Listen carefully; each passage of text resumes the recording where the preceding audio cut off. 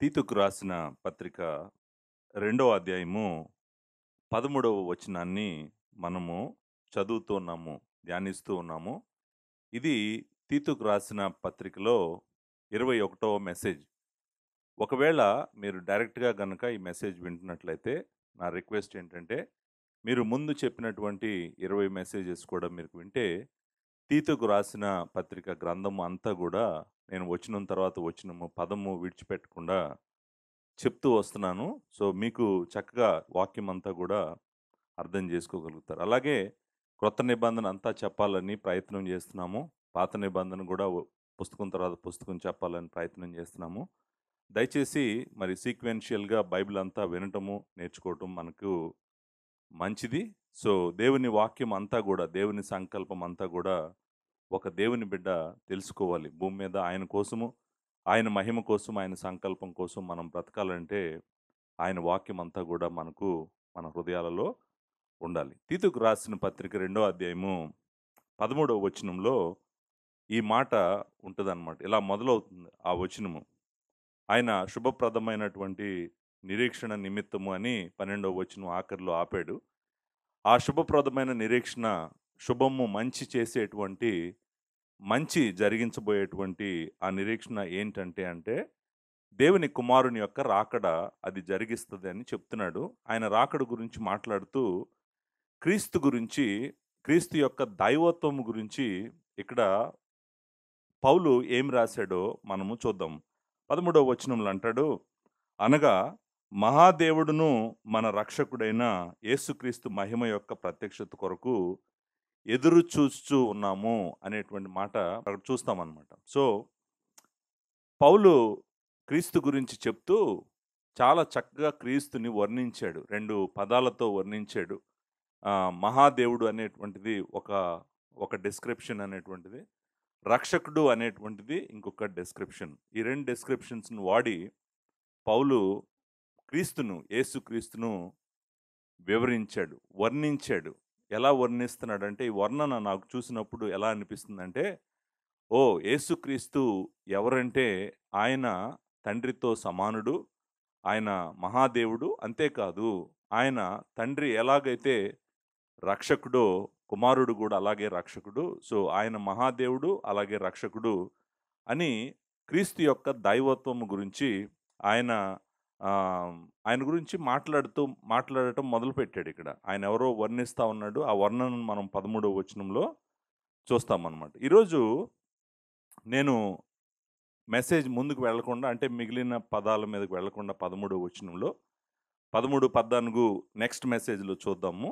నేను ఈరోజు ఇక్కడ ఆగుతున్నాను. ఏమనంటే, అనగా మహాదేవుడును, రక్షకుడైన యేసుక్రీస్తు అనే దగ్గర నేను ఆగుతున్నాను. ఆగి కొంచెం ఆయన యొక్క దైవత్వం గురించి నేను మాట్లాడాలనుకుంటున్నాను.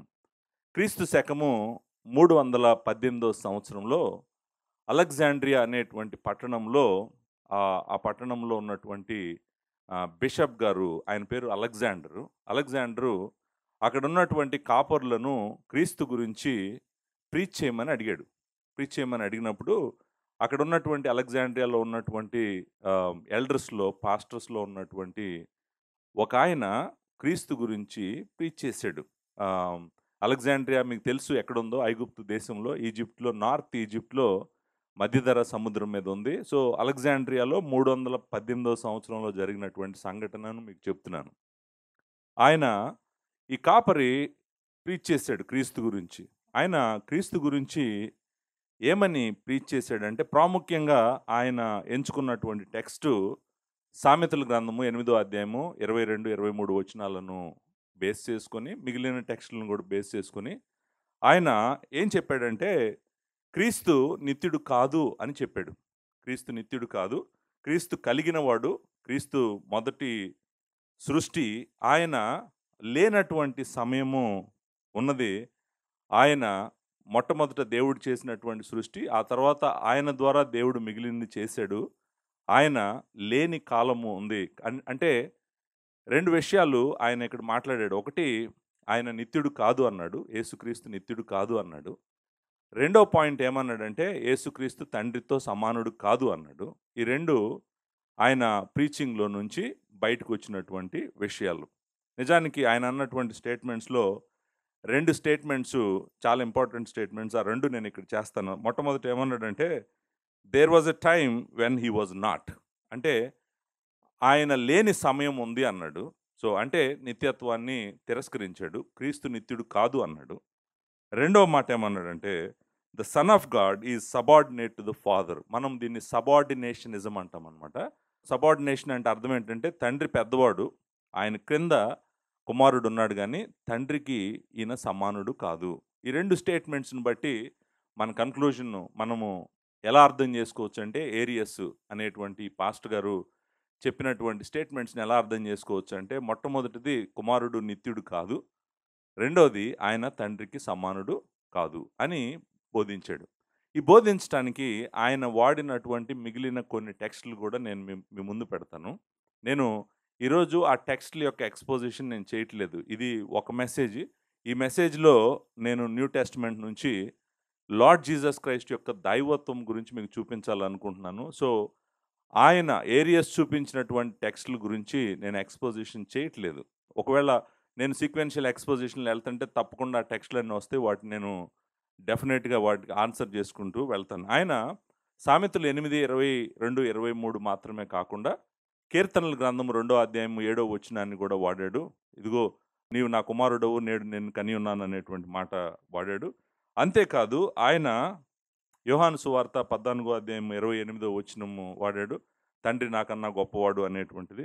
అంతేకాదు మొదటి కొరింథీయులకు రాసిన పత్రిక 15వ అధ్యాయం 28వ వచనంలో మరి సర్వంలో సర్వమగునట్లు తండ్రికి కుమారుడు తన తన రాజ్యాన్ని అప్పగిస్తాడు అనేటువంటిది, ఆయన తనకు లోబడతాడు అనేటువంటి వచనాన్ని కూడా తీసుకొని ఆయన ఆహ్, క్రీస్తు యొక్క దైవత్వాన్ని తిరస్కరించాడు.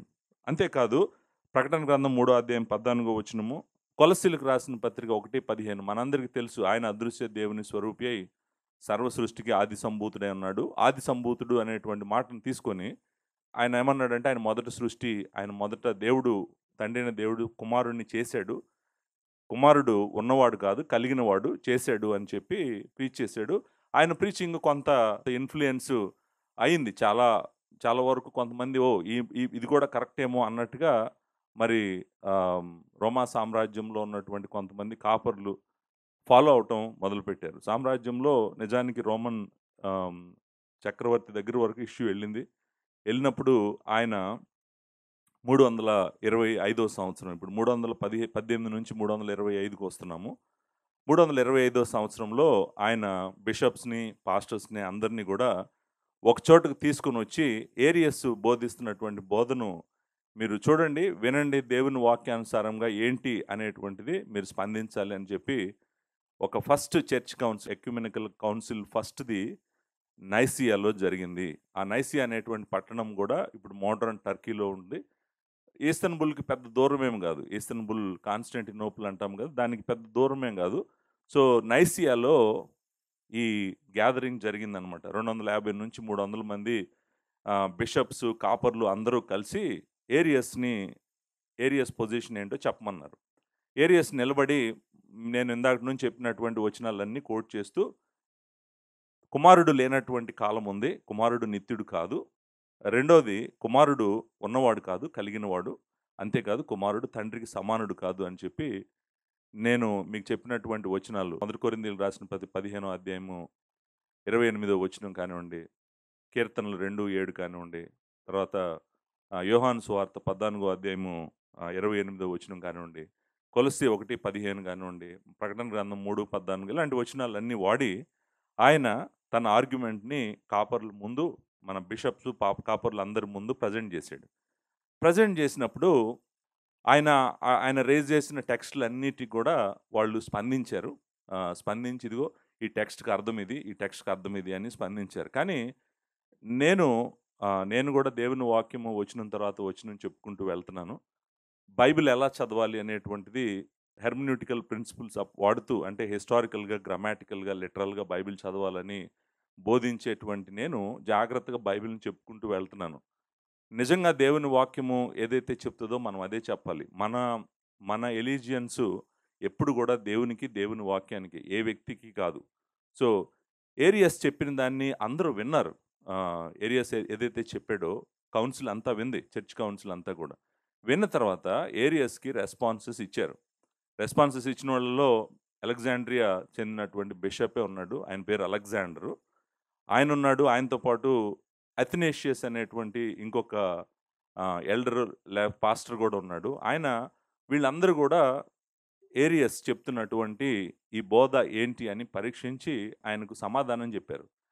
వాళ్ళు సమాధానం ఎగ్జాక్ట్‌గా ఏం జెప్పారనేది నేనిక్కడ డిస్కస్ చేయట్లేదు గానీ, నేను బైబిల్ చెప్తూ వచనం తర్వాత వచనం చెప్తూ వెళ్తున్నాను గదా! నాకు అర్థమైందేంటంటే, ఏరియస్ ఆంటలాజికల్ సబార్డినేషన్‌కి, ఫంక్షనల్ సబార్డినేషన్‌కి తేడా తెలుసుకోలేకపోయాడు.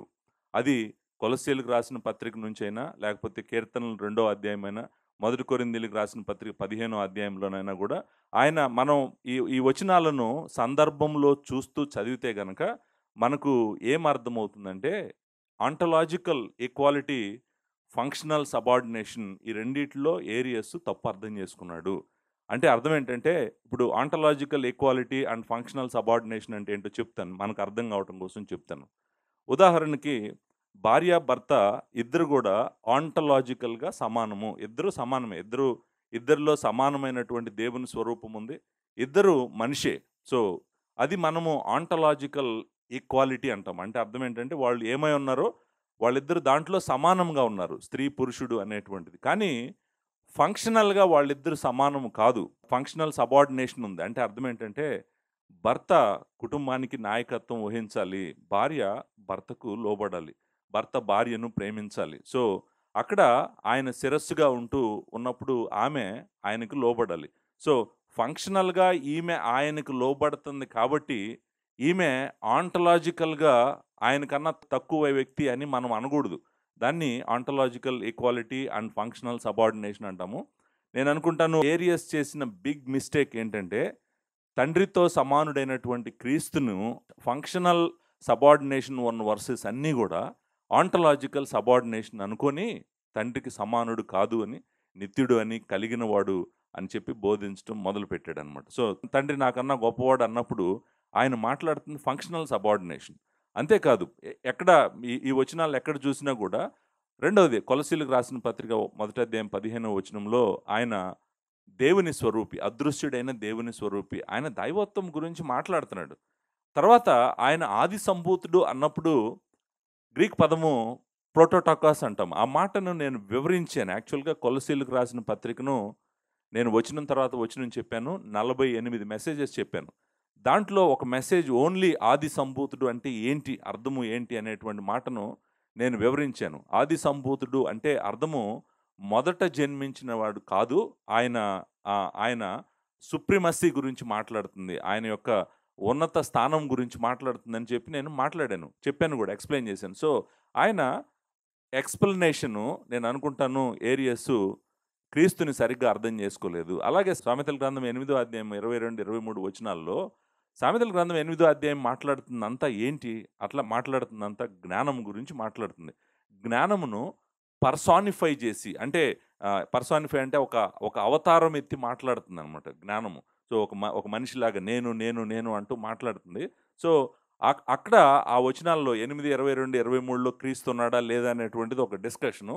దాన్ని మనం కొంచెంసేపు పక్కన పెడితే, ఆ వచనాలను గూడా నేననుకుంటాను ఏరియస్ సరిగ్గా హ్యాండిల్ జేయలేదు. సరిగ్గా అర్థం జేసుకోలేదు. సరిగ్గా హ్యాండిల్ జేయలేదు. సో, నేను ఇంకా సామెతల గ్రంథం అంతా నేను చెప్పలేదు. కాబట్టి నేను ఆ వచనాలను చూస్తే నాకు అర్థమైందేంటంటే 8, 22, 23లో ఈ మాట ఉంటదనమాట. ఏమని ఉంటదంటే 8, 22లో ఈ మాట అంటాడు. పూర్వకాలమందు తన సృష్టారంభమున తన కార్యములలో ప్రథమమైన దానిగా యెహోవా నన్ను కలుగజేసెను. క్రియేటెడ్ అనేటువంటి మాట కొంతమంది వాడతారు. కానీ చాలా ఇంగ్లీష్ ట్రాన్స్‌లేషన్స్‌ను కలుగజేసెను అనేటువంటి పదాన్ని నన్ను కలిగి ఉండెను అనేది కూడా పొసెస్ అనేటువంటి మాట అంటే ఏంటంటే కలిగి ఉన్నాడు. కలుగు చేసాడు కాదు. కలిగి ఉన్నాడని నేను ఎల్ఎస్‌బి చూసాను, ఈఎస్‌వి చూసాను. అవన్నీ కూడా క్రియేటెడ్ అని లేవు. పొసెస్డ్ అనేటువంటి మాటనే వాడారు. సో, స్ట్రాంగ్ ఆర్గ్యుమెంట్స్ ఉన్నాయి. నిజానికి అసలు ఇక్కడ మాట్లాడుతున్న క్రీస్తు గురించా కాదా అనేటువంటిది ఒక టాపిక్.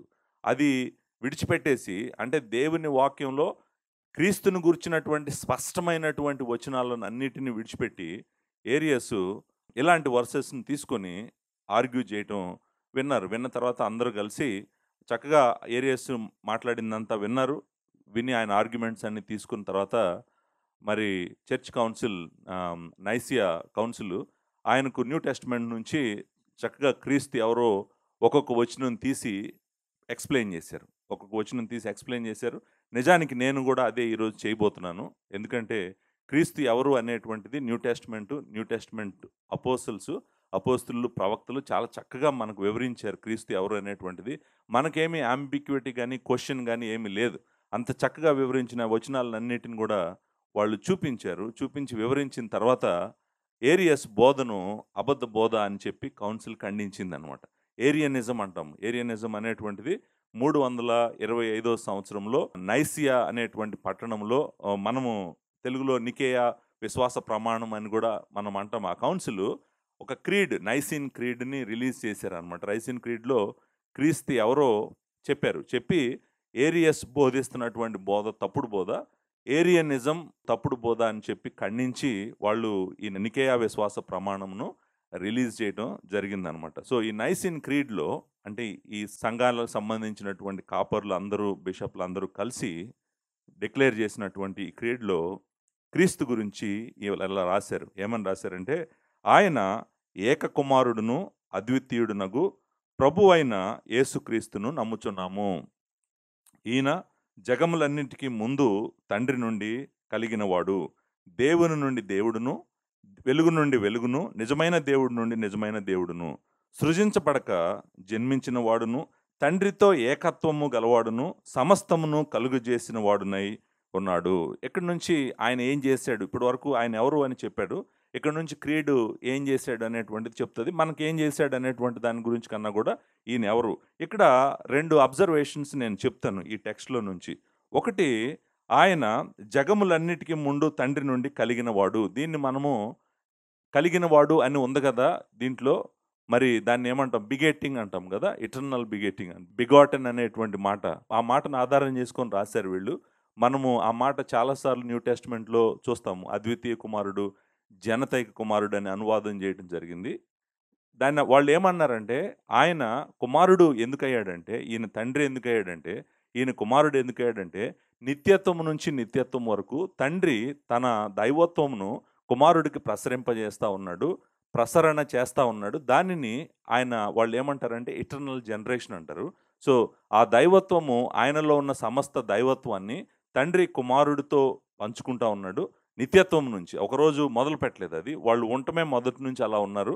అలాగే తండ్రి తన దైవత్వమును కుమారుని ద్వారా పరిశుద్ధాత్ముడు కూడా ఆయన పంచుతా ఉన్నాడు. సో, వీళ్ళు ముగ్గురు ఒకే దైవత్వమును, ఒకే ఎసెన్స్, ఒకే బీయింగ్‌ని ముగ్గురు వ్యక్తులుగా ఒకే దాన్ని కలిగి ఉన్నారు అని చెప్తూ నైసిన్ క్రీడ్ ఏమందంటే, ఆయన తండ్రితో సమానుడు. అంతేకాదు తండ్రి యొక్క essence, nature, exact same nature కుమారుడికి కూడా ఉంది అని చెప్పి దేవుని వాక్యానుసారంగా చూపించి ఈ క్రీడ్ రాయటం జరిగింది. సో, మనము ఏమంటామంటే తండ్రి నుండి కుమారుడు కలిగెను, లేకపోతే ఇంకొక మాట కూడా సృజించబడక జన్మించిన వాడు అన్నారు. జన్మించిన వాడు అంటే వాళ్ళు చెప్పాలనుకున్నది ఎటర్నల్ జనరేషన్, నాట్ జనరేషన్. మనలాగా మనుషుల్లాగా జన్మించటం కాదు, లేకపోతే దేవుడు ఏదైనా సృష్టిని చేసినప్పుడు చేయటం కాదు. ఆ జనరేషన్ కాదు. ఎటర్నల్ జనరేషన్ అంటే అర్థం ఏంటంటే, తండ్రి తన సమస్తమును తన కుమారుడితో నిత్యత్వం నుంచి నిత్యత్వం వరకు పంచుకుంటున్నాడు. సో, వీళ్ళిద్దరికీ ఒకే స్వభావము, ఒకే ఎసెన్స్, ఒకే నేచర్ ఉంది అనేటువంటిది చెప్తూ ఈ నైసిన్ క్రీడ్‌ని వాళ్ళు రిలీజ్ చేయడం జరిగింది. ఏరియనిజము తప్పు అని చెప్పి ఈ రోజుకి 2025 సంవత్సరంకి 1700 సంవత్సరాలు అవుతుంది. 325 ఏడీలో జరిగింది. ఇప్పుడు మనము 2025లో ఉన్నాం. 1700 సంవత్సరాల క్రితము సార్వత్రిక సంఘము ఏ బోధనైతే అబద్ధ బోధ అని ఖండించిందో, మనము ఈరోజు అదే అబద్ధ బోధతో మళ్ళీ పోరాడాల్సి వస్తుంది. యెహోవా సాక్షుల రూపంలో, మోర్మన్స్ రూపంలో, ఇంకా రకరకాల గ్రూపుల రూపాలలో క్రీస్తు యొక్క దైవత్వమును, క్రీస్తు యొక్క నిత్యత్వమును ప్రశ్నిస్తూ బోధిస్తున్నటువంటి ఈ బోధ అంతా కూడా మూలము ఏరియనిజము తప్పుడు బోధ అని సంఘము ఎప్పుడో ఖండించింది. ఈ తప్పుడు బోధ నిజానికి ఈ సర్పాన్ని అప్పుడే కొట్టారు. కానీ ఇది మళ్ళీ బ్రతుకుతున్నట్టుగా, కదులుతున్నట్టుగా తల కదిలిస్తా ఉంది. కదిలించినటువంటి ప్రతిసారి గూడా సార్వత్రిక సంఘము స్పందించాల్సిన అవసరము ఉందన్నమాట. ఎందుకంటే క్రీస్తు యొక్క దైవత్వమును ప్రశ్నిస్తే గనక మనకు ఏమి లేదో చెప్తాను. మనకు నిత్య విమోచన లేదు. నిత్య విమోచన నిత్యుడగు దేవుడు మాత్రమే ఇవ్వగలడు. మనకు నిత్య జీవము గూడా లేదు. నిత్య జీవము ఇవ్వగలిగినటువంటి నిత్యుడైనటువంటి దేవుడు మాత్రమే ఇవ్వగలడు. అంతేకాదు మనము దేవుని సన్నిధికి వెళ్ళాలంటే మనకు దేవుని నీతి కావాలి. దేవుని నీతిని దేవుడు మాత్రమే ఇవ్వగలడు. సృజించబడినటువంటి ఇంకొక వ్యక్తి ఎవరు ఇవ్వలేరు. అంతేకాదు దేవుడిని ప్రత్యక్షపరచాలంటే దేవుడు మాత్రమే ప్రత్యక్షపరచగలడు. దేవుడు సృజించినటువంటి ఒక ఇంటర్మీడియేటరీ పర్సను ఎవరు గూడా దేవుడిని మనకు బయలుపరచలేడు. మనము చేసిన పాపము అంతా గూడా నిత్యుడగు దేవునికి వ్యతిరేకంగా చేశాం కాబట్టి, ఆయనే తన ప్రియ కుమారుణ్ణి, తన ఏకైక కుమారుణ్ణి మన కొరకు ఈ లోకానికి పంపించాడని, ఆయన ద్వారా నిత్య విమోచనను, నిత్య జీవమును, దేవుని నీతిని మనకు అనుగ్రహిస్తున్నాడని, మనము పరలోకం వెళ్ళటానికి కారణము ఆయనని, ఆయన కుమారుడని, సమస్తము ఆయనలో ఉందని మనం గుర్తుపెట్టుకొని, ఆయన దైవత్వాన్ని గనక ఒప్పుకోకపోతే గనక, ఎప్పటికీ మనం మనుషులు దేవుని నుండి దూరమైపోతారు. దేవుని శిక్షలో, తీర్పులో నిలబడతారు. నరకానికి వెళ్ళిపోతారు. క్రీస్తు యొక్క దైవత్వము అంత ప్రాముఖ్యమైనటువంటిది. కాబట్టే ఈరోజు నేను తీతుకు రాసిన పత్రిక చెప్తున్నప్పటికి కూడా, ఈ వచనం దగ్గర ఆగి ఏం జరిగింది అనేటువంటిది కొంచెం చెప్పటానికి నేను ప్రయత్నం చేస్తున్నాను. అయితే ఇంతకీ క్రీస్తు యొక్క దైవత్వం గురించి న్యూ టెస్టమెంట్ క్లియర్‌గా చెప్తుందా? వెరీ క్లియర్‌గా చెప్తుందా? ఎక్కడెక్కడ చెప్తుంది న్యూ టెస్టమెంట్‌లో? నేను మీకు ఒక 10 బుక్స్ నుంచి, 10 గ్రంథాల నుంచి న్యూ టెస్టమెంట్ నుంచి చూపిస్తాను. నేను 10 రిఫరెన్సెస్ అంటలేదు. 10 వచనాలు గాదు. నేను అంటుంది 10 న్యూ టెస్టమెంట్ బుక్స్ నుంచి క్రీస్తు యొక్క దైవత్వం గురించి చెప్పినటువంటి వచనాలను నేను మీ ముందు పెడతాను. మీరే చూడండి. మీరే ఆలోచించండి. ఆలోచించి ఈయన తండ్రికి సమానుడా? కాదా? ఈయన నిత్యుడా? కాదా? అసలు ఈయన ఎవరు అని మీరే ఆలోచించండి. ఎందుకంటే ఆ నైసియన్ కౌన్సిల్‌లో నిజానికి పోరాడినటువంటి మంచి కాపరులు వాడినటువంటి వచనాలేవి. సో, వాటిలో నుంచే నేను మీకు చూపించడానికి ప్రయత్నం చేస్తున్నాను. సో, ఈ వచనాలను 10 వచనాలు 10వ వచనము అంటే 10వ పుస్తకము తీతుకు రాసిన పత్రిక. నేను అక్కడికొచ్చి ఆగుతాను. ఎందుకంటే మనం ఇప్పుడు తీతుకు రాసిన పత్రిక చదువుతూ వెళ్తున్నాం కాబట్టి, నేను తిరిగి 9 పుస్తకాల్లో నుంచి చూపించి, తిరిగి నేను తీతుకు రాసిన పత్రిక రావటానికి ప్రయత్నం చేస్తాను. సో, ఒక 10 పుస్తకాలు న్యూ టెస్టమెంట్‌లో. దీంట్లో పౌలు రాసిన పుస్తకాలున్నాయి. యోహాను రాసిన పుస్తకాలున్నాయి. ఈ పౌలు, యోహాను మాత్రమే కాకుండా పేతురు రాసిన పుస్తకాలు గూడా ఉన్నాయి. అంటే అపోస్తులలో న్యూ టెస్టమెంట్ రాసిన వాళ్ళలో ప్రాముఖ్యమైనటువంటి వాళ్ళు క్రీస్తు ఎవరని నమ్మారు. నేనంటుంది నిజంగా డైరెక్ట్ అపోస్తులే. ఎవరు క్రీస్తు ఎవరని చెప్తున్నారు, ఎవరని నమ్మారు. వాళ్ళకి అంత కన్విక్షన్ ఉన్నప్పుడు, వాళ్ళకి అంత క్లారిటీ ఉన్నప్పుడు, మనకెందుకు అంత కన్విక్షన్, అంత క్లారిటీ లేదు అనేటువంటిది గూడా మనము ఆలోచించడానికి ప్రయత్నం చేద్దాము. నేను వన్ బై వన్ ఈ పుస్తకాల్లో నుంచి తీసుకువెళ్తాను. ఒక్కొక్క పుస్తకంలో ఒక రిఫరెన్స్ కన్నా ఎక్కువ రిఫరెన్సెస్ గూడా చూపిస్తానికి ప్రయత్నం చేస్తాను. ఎందుకంటే ఒక చోట కాదు ఆయన దైవత్వం గురించి, చాలా చోట్ల ఆ పుస్తకంలో ఉందనుకోండి, వాటిని గూడా మీకు చూపిస్తూ వెళ్తానికి ప్రయత్నం చేస్తాను. న్యూ టెస్టమెంట్‌లో ఉన్నటువంటి 10 గ్రంథాలలో నుంచి క్రీస్తు యొక్క దైవత్వం గురించి ఏం చెప్తున్నాయి అనేటువంటిది నేను చూపించడానికి ప్రయత్నం చేస్తాను. నిజానికి మనము మాథ్యూ దగ్గరే మొదలుపెట్టొచ్చు. ఎందుకంటే ఆయన ఇమ్మానుయేలు అని మొదటి అధ్యాయము 21వ వచనం, 22వ వచనాలు చెప్తున్నాయి. దేవుడు మనకు తోడున్నాడు అనేటువంటి మాట మనం అక్కడ చూస్తాము. నేను ఆ పుస్తకం దగ్గరికి వెళ్ళట్లేదు. నేను చెప్తున్న 10లో మాథ్యూ లేదు. బట్ జస్ట్ వెళ్తున్నాను కాబట్టి దారిలో నేను కోట్ చేశాను. మొట్టమొదటి పుస్తకము యోహాను సువార్త. యోహాను సువార్త క్రీస్తు యొక్క దైవత్వం గురించి ఎక్స్‌టెన్సివ్‌గా మాట్లాడుతుంది. ఇది సింగిల్ వీడియో కాబట్టి నేను ఎక్స్‌పోజిషన్ చేయలేను. డీటెయిల్డ్‌గా ప్రతి వచనాన్ని ఎక్స్‌ప్లెయిన్ చేస్తూ వెళ్ళలేను. ప్రతి వచనము, ప్రతి మెసేజ్, ఒక మెసేజో, 2 మెసేజ్‌లో అడుగుతదనమాట. కాకపోతే నేను మీకు అక్కడ రాసినది చదివి, అక్కడ చెప్తున్న పాయింట్ ఏంటో చూపించి ముందుకెళ్ళిపోతాను. యోహాను సువార్త మొదటి అధ్యాయము, మొదటి వచనం నుండి 4వ వచనం వరకు చదువుతాను. ఆదియందు వాక్యముండెను, వాక్యము దేవుని యొద్దుండెను, వాక్యము దేవుడే ఉండెను. ఆయన ఆదియందు దేవుని యొద్ద ఉండెను, సమస్తము ఆయన మూలంగా కలిగెను. కలిగి ఉన్నది ఏది ఆయన లేకుండా కలుగులేదు. ఆయనలో జీవముండెను, ఆ జీవము మనుషులకు వెలుగై ఉండెను. ఈ వచనాలు 2, 3 విషయాలు చాలా స్పష్టంగా చెప్తున్నాయి మనకి. అది మొట్టమొదటిది ఏంటంటే, లార్డ్ జీసస్ క్రైస్టు తండ్రితో సమానుడు అని చెప్తున్నాయి. ఎందుకంటే ఆయన దేవుడు, ఆయన దేవుని యొద్ద ఉన్నాడు. ఆయన చిన్న దేవుడు, దేవుని యొద్ద ఉన్నాడు అని కాదు. ఆయన దేవుడు దేవుని యొద్ద ఉన్నాడు. ఆయనే దేవుడు, ఆయన దేవుని యొద్ద ఉన్నాడు. ఇద్దరు వ్యక్తులను మనము దైవత్వంలో చూస్తా ఉన్నామనమాట. ఒకటి ఆయన దేవుడు అని చెప్తుంది. అంతేకాదు ఆయన మొదటి నుండి ఉన్నాడు. ఆది నుండి ఉన్నాడు. ఆయన ఆదియందు దేవుని యొద్ద ఉండెను. సమస్తము ఆయన మూలముగా కలిగెను. అంటే ఈయన గనక కలిగిన వాడు అనుకోండి. ఈయన సృజించబడిన వాడు అనుకోండి. మరి సమస్తము ఆయన మూలంగా కలిగినప్పుడు ఆయనే కలిగిన వాడు ఎలా అవుతాడు? అది అసలు ఆ లాజిక్ ఎలా వర్క్ అవుతది? ఆయన కలిగిన వాడు కాదు గాబట్టే సమస్తము ఆయన మూలంగా కలిగెను. ఒకవేళ ఆయనను దేవుడు సృజించినట్లయితే, తర్వాత ఆయన మిగిలిన సృష్టిని అంతటిని చేసినట్టయితే, సమస్తము ఆయన మూలంగా కలిగిననేటువంటి స్టేట్మెంటే రాంగ్ స్టేట్మెంట్. ఎందుకంటే, ఆయనను ఆల్రెడీ దేవుడు చేశాడు గాబట్టి. సో, ఈయన కలిగిన వాడు గాబట్టి. సో, ఈ వచనం ఏం చెప్తుందంటే, ఆయన కలిగిన వాడు కాదు. ఆయన నిత్యుడు. అంతేకాదు, సమస్తము ఆయన మూలంగా కలిగినని పాజిటివ్‌గా చెప్పాడు. కలిగి ఉన్నదేది ఆయన లేకుండా కలగలేదని నెగెటివ్ స్టేట్మెంట్ గూడా చెప్పాడు. సో, ఈ వచనాలు మనకు ఏం చెప్తున్నాయంటే, ఆయన నిత్యుడు అని చెప్తున్నాయి. ఆయన తండ్రితో సమానుడని చెప్తున్నాయి. ఆయన తండ్రితో నిత్యత్వం నుంచి ఉన్నవాడు అనేటువంటిది గూడా చెప్తున్నాయి. ఇంకొంచెం ముందుకు వెళ్దాం. నేనిందాక ఎటర్నల్ జనరేషన్ అనే మాట వాడాను. అంటే తండ్రి కుమారుడికి ఎలా తన దైవత్వమును ప్రసరింపజేస్తున్నాడు నిత్యత్వం నుంచి నిత్యత్వం వరకు అని మనం 5వ అధ్యాయం 26వ వచనంలో చూస్తాం. నేను అక్కడ ఆగట్లేదు.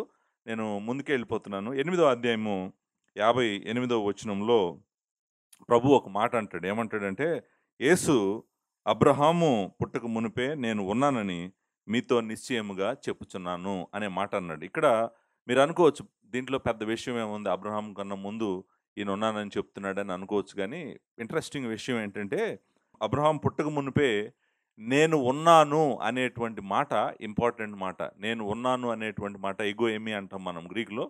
ఈ మాట ఏం చెప్తుందంటే, మనల్ని నిర్గమకాండం 3వ అధ్యాయం 14వ వచనంకి తీసుకువెళ్తుంది. అంటే అర్థం ఏంటంటే, నేను ఉన్నవాడను, అనువాడనై ఉన్నాను అని అన్నాడు గదా! ఉన్నవాడను అన్నాడు గదా! ఉన్నవాడను అనేటువంటి పదము ఈయన డైరెక్ట్‌గా ఆయనకు వాడాడు. అంటే నువ్వెవరు అని దేవుడిని అడిగినప్పుడు మోషే నేను ఉన్నవాడను అన్నాడు. లార్డ్ జీసస్ క్రైస్ట్ కూడా ఏం చెప్తున్నాడో తెలుసా? నేను ఉన్నవాడను, నేను ఉన్నాను అని చెప్తున్నాడు. ఐ యామ్ అని చెప్తున్నాడు. ఐ యామ్ అనేటువంటి మాట చాలా ఇంపార్టెంట్ మాట. ఆయన ఏం చెప్తున్నాడంటే, నేను ఉన్నవాడను. మోషేకు తన నామము చెప్పినటువంటి వాడను నేనే ఉన్నవాడను అని ఇక్కడ చెప్పాడు. ఆయన దైవత్వం గురించి మాట్లాడాడని 59వ వచనమే చెప్తుందనమాట. కాబట్టి ఆయన మీద రవ్వుటకు రాళ్ళు ఎత్తిరి గాని అనేటువంటి మాట. అంటే ఆయన ఏం మాట్లాడాడు? ఏం చెప్పాడు? ఇగో ఏమి అనేటువంటి మాటకు అర్థం ఏంటి అనేటువంటిది వాళ్ళకు అర్థమైందనమాట. అంతేకాదు మనం 10వ అధ్యాయము 30వ వచనంకొచ్చినట్టయితే 10:30లో ఈ మాట ఉంటది.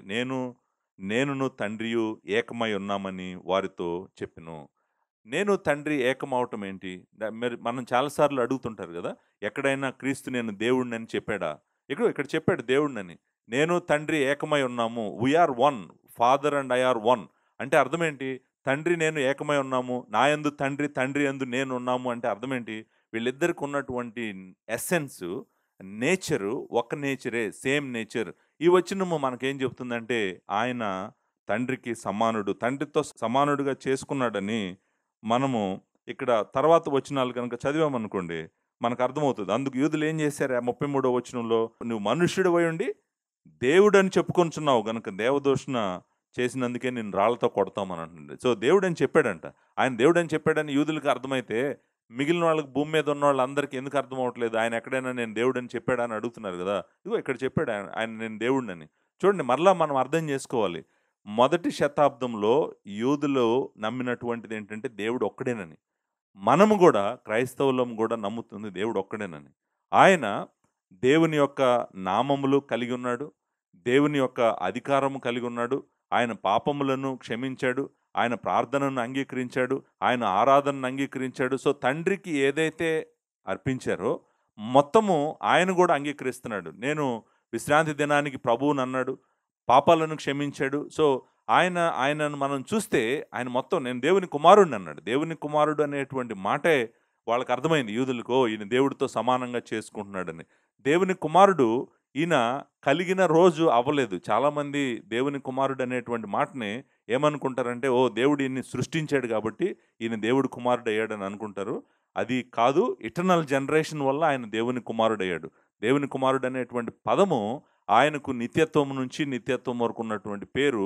ఆయన తండ్రి తన దైవత్వమును కుమారుడితో ప్రసరింపజేస్తున్నాడు కాబట్టి నిత్యత్వం నుంచి నిత్యత్వం వరకు ఆయన తండ్రి అయ్యాడు. ఈయన కుమారుడయ్యాడు.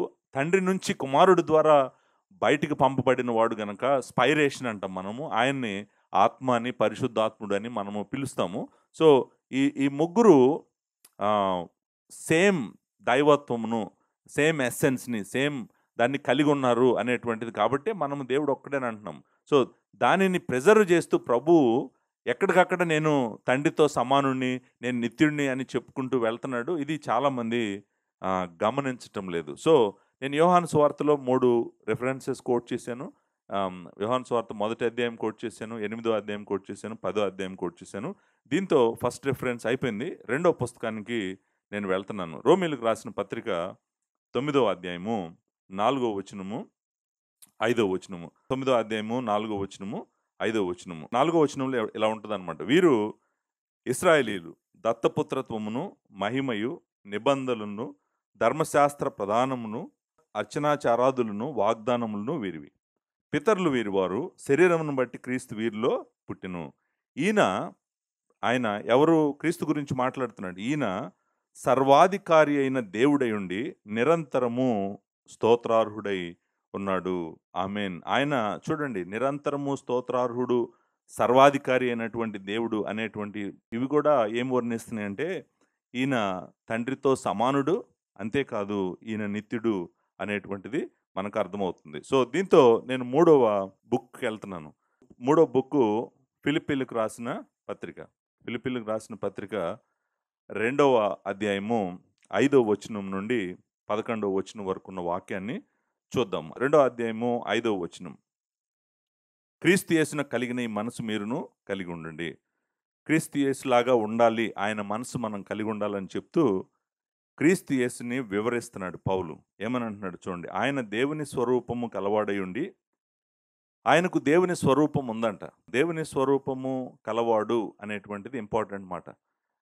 కొంతమంది ఏమంటారంటే, ఆయనకి దేవుని స్వరూపం అంటూ ఏంటి, మనం కూడా దేవుని స్వరూపం కలిగి ఉన్నాము, ఆయన ఎలాగైతే ఉన్నాడో మనం కూడా అలాగే ఉంటాము అని చెప్తారు. బట్ మనము మనిషిని దేవుడు తన స్వరూపమందు చేశాడు అనేటువంటి మాటని మనం జాగ్రత్తగా అర్థం చేసుకోవాలి. నేను ఒక బ్లాగ్ రాశాను. గ్రేస్ లైఫ్ చర్చ్ వైజాగ్ అనేటువంటి వెబ్సైట్లోకి వెళ్ళి మీరు we are made in the image of God అంటే అర్థం ఏంటి అనేటువంటి దయచేసి మీరు అక్కడ చదవండి. నాకు ఇక్కడ టైం లేదు, నేను వర్సెస్ చూపించి ముందుకు వెళ్తున్నాను. ఎక్స్పోజిషన్ అంతా కూడా అక్కడ, అంటే దేవుని స్వరూపంలో మనిషి చేయబట్టం అంటే అర్థం ఏంటి అనేటువంటిది అక్కడ వివరించాను. కానీ ఈయనకి దేవుని స్వరూపం ఉందంటే అర్థము మనలాగా ఉంటాడు అని కాదు.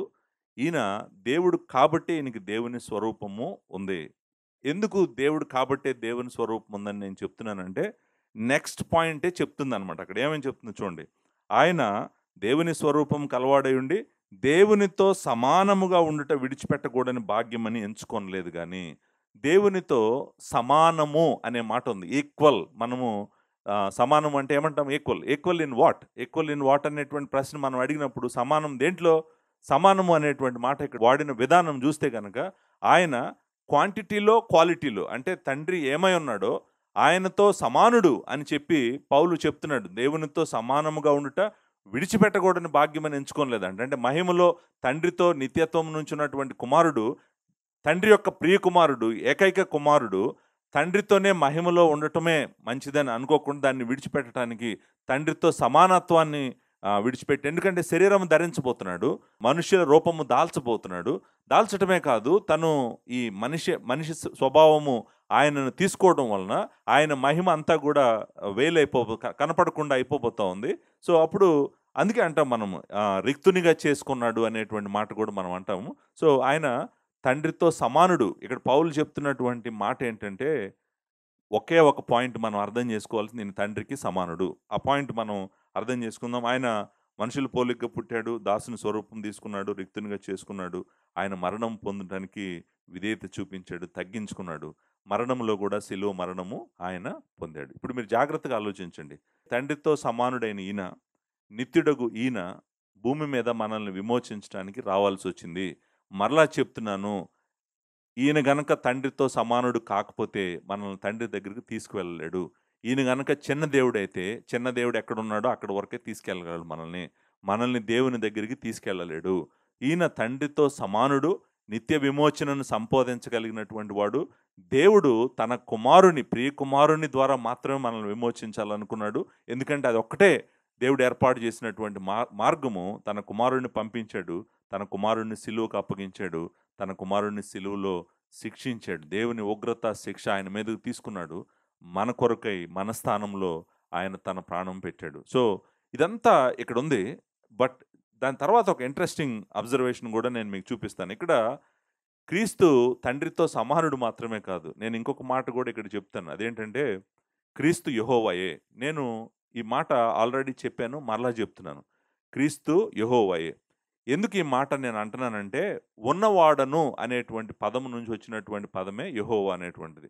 నేను ఉన్నవాడను, I am who I am, నిర్గమకాండం 3:14లో నుంచి వచ్చినటువంటి మాటే యెహోవా. యెహోవా అంటే అర్థం ఉన్నవాడని, నిత్యము నివసించువాడని, మొదటివాడు, కడపటివాడు, ఆది అంతము, ఇగో నిత్యుడు అనేటువంటి మాటలు. ఈయన నిత్యుడు అని నేను మీకు పౌలు చెప్పటం చూపిస్తాను. ఇక్కడ దేవునితో సమానుడు అన్నాడు కదా అని ఆగలేదు. చూడండి ఏమన్నాడు. కిందకెళ్తే ఏమన్నాడంటే, ఆయనంట అందుచేత పరలోకమందు 9వ వచనం, అందుచేతను పరలోకమందున్న వారిలో గాని, భూమి మీద ఉన్న వారిలో గాని, భూమి క్రింద ఉన్న వారిలో గాని, ప్రతివాని మోకాలు యేసు నామమునందు వంగునట్లును, ప్రతి నాలుకయు తండ్రి అయిన దేవుని మహిమార్థమై యేసుక్రీస్తు ప్రభు అని ఒప్పుకొన్నట్లును. ఆ ప్రభు అనేటువంటి మాట కూడా ఇంట్రెస్టింగ్ మాటే. ఎందుకంటే కొత్త నిబంధనలో ఎక్కడ కూడా యెహోవా అనేటువంటి మాట లేదు. న్యూ టెస్ట్మెంట్‌లో యెహోవాను, అదోనాయ్ అని మరి వాళ్ళు పలికేవారు కాబట్టి ప్రభు అనే న్యూ టెస్ట్మెంట్ అనువాదం చేసింది. సో, ఈ ప్రభుని, ఆయన ప్రభు అని ఒప్పుకుంటున్న ప్రతిసారి కూడా మనము ఆయన దైవత్వాన్నే ఒప్పుకుంటున్నామనమాట. యెషయా గ్రంథం 45వ అధ్యాయంలో 21, 22, 23 వచనాల్లో ఒక ఇంట్రెస్టింగ్ మాట ఉంటదనమాట. యెహోవా మాట్లాడుతున్నాడు. యెహోవా మాట్లాడుతూ 21వ వచనము, 45వ అధ్యాయం 21వ వచనంలో ఈ మాట అంటాడు. యెహోవా నాకు నేనే గదా! నేను తప్ప వేరొక దేవుడు లేడు. నేను నీతిపరుడునగు దేవుడును, రక్షించువాడును నేనే. నేను తప్ప మరి ఏ దేవుడును లేడని, భూదిగంతముల నివాసులారా నా వైపు చూసి రక్షణ పొందుడని, దేవుడు నేనే, మరి ఏ దేవుడును లేడని యెహోవా మాట్లాడుతూ ఈ మాట అంటాడు. ఏమంటాడంటే, నా ఎదుట, యెహోవానైన నేను, నా ఎదుట ప్రతివాని మోకాలు వంగుననియు, ప్రతి నాలుకయు నా తోడని ప్రమాణము చేయుననియు నేను నా పేరట ప్రమాణము చేసి ఉన్నాను. పౌలుకి యెషయా గ్రంథం 45వ అధ్యాయం తెలీదా? యెషయా గ్రంథం 40 అధ్యాయం తెలుసు కదా! 45 అధ్యాయంలో యెహోవా తప్ప ఇంకొకళ్ళకి ఎవరికీ మోకరించకూడదని, ఆయన ప్రతి నాలుక కూడా ఆయన తోడని ప్రమాణం చేయకూడదని యెహోవాని ఆజ్ఞాపించాడని తెలీదా? అది తీసుకొచ్చి ఈ ప్రభువుకి, యెహోవా అయినటువంటి క్రీస్తుకి అప్లై చేస్తున్నాడు. డైరెక్ట్‌గా ఇదిగోండి చూడండి, ఈయన క్రీస్తు ఎవరో కాదు, క్రీస్తు యెహోవానే. ఎందుకంటే యెహోవానే చెప్పాడు, ఇక్కడ యెహోవానే చేస్తున్నాడు అనేటువంటిది మనకు స్పష్టంగా అర్థమవుతుందనమాట. సో, ఫిలిప్పీలకు రాసిన పత్రికలో నేను 2 విషయాలు చూపించాను. మొట్టమొదటిది ఆయన తండ్రితో సమానుడని చెప్పాను. అంతేకాదు ఇంకొకటి కూడా చూపించాను. అదేంటంటే ఆయన యెహోవా అని చూపించాను. నెక్స్ట్ బుక్‌కెళ్దాం. కొలస్సీలకు రాసిన పత్రికెళ్దాం. కొలస్సీలకు రాసిన పత్రిక మొదటి అధ్యాయము 15-17 వచనాలు చూద్దాం. ఇక్కడ మళ్ళా పౌలు రాసినటువంటి పుస్తకమే.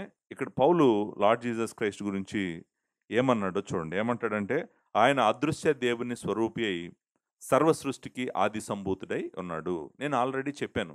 ఆయన అదృశ్య దేవుని స్వరూపి అనే మాట చాలా ఇంపార్టెంట్ మాట. ఆయన దైవత్వం గురించి మాట్లాడుతుంది.